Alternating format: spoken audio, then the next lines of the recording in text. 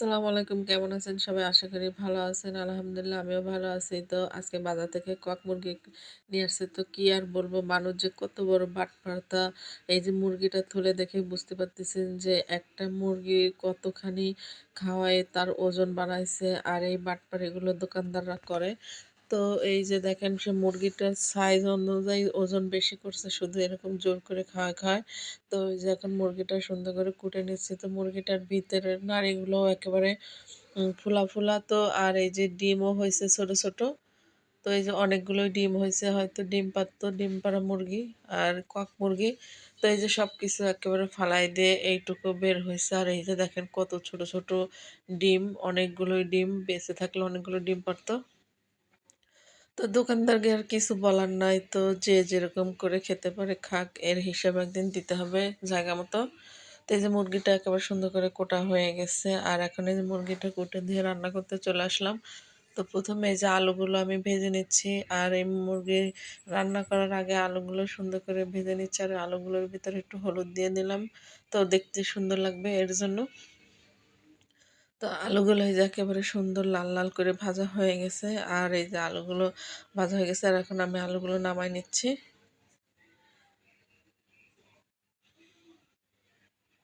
তো এই যে সম্পূর্ণ আলুগুলো একেবারে বাটিতে নামাই নিছি। আর এখন আমি দিয়ে দিছি তেল, কড়াইতে তেল দিয়ে তার ভিতরে তেজপাতা, গরম মশলা দিয়ে ঝাল আর পেঁয়াজ দিছি, শুকনো ঝাল কিছু কেটে দিছি আর গুঁড়ো দেব। তো এই যে ঝাল আর পেঁয়াজ একেবারে সুন্দর করে বাদামি কালার করে ভাজা হয়ে গেছে। আর এখন দিয়ে দিলাম আমি আদা রসুন জিরা বাটা, দিয়ে দিছি শুকনো ঝালের গুঁড়া, যেহেতু আমি শুকনো ঝাল অনেকগুলো ফেলে দিছি এজন্য অল্প করে দিলাম।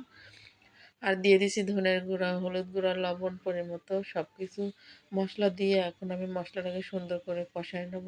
আর এই কক মুরগি একটু পাতলা পাতলা ঝোল করব। তো এই যে মশলাটা আমি সুন্দর করে একেবারে কষায় নিচ্ছি, আর একটু পানি দিয়ে কষায় নিচ্ছি মশলাটা ভালোভাবে। মশলাটা কষানো হলে তরকারিটাও খেতে মজা লাগে।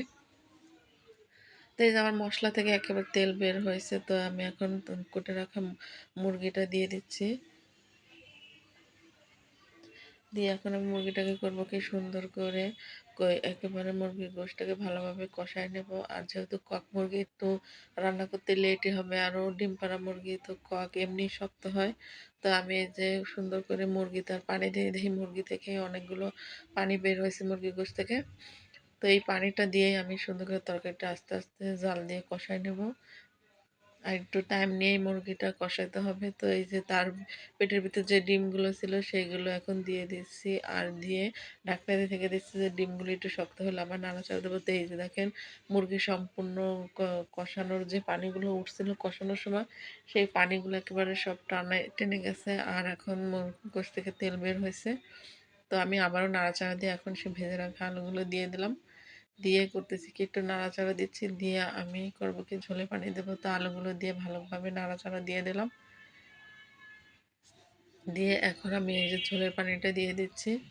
আর মুরগিটা আমার কষাতে কষাতে অনেকখানি সেদ্ধ হয়ে গেছে। আর কক মুরগি তো পাতলা ঝোলই করব।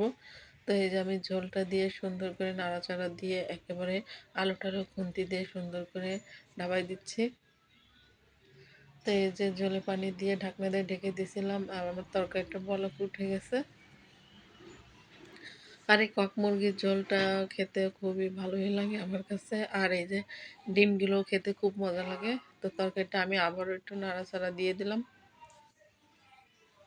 আর আমার তরকারিটা প্রায় এখন হয়ে আসছে, উপর দিয়ে গরম মশলা জিরার গুঁড়োটা দিয়ে দিলাম।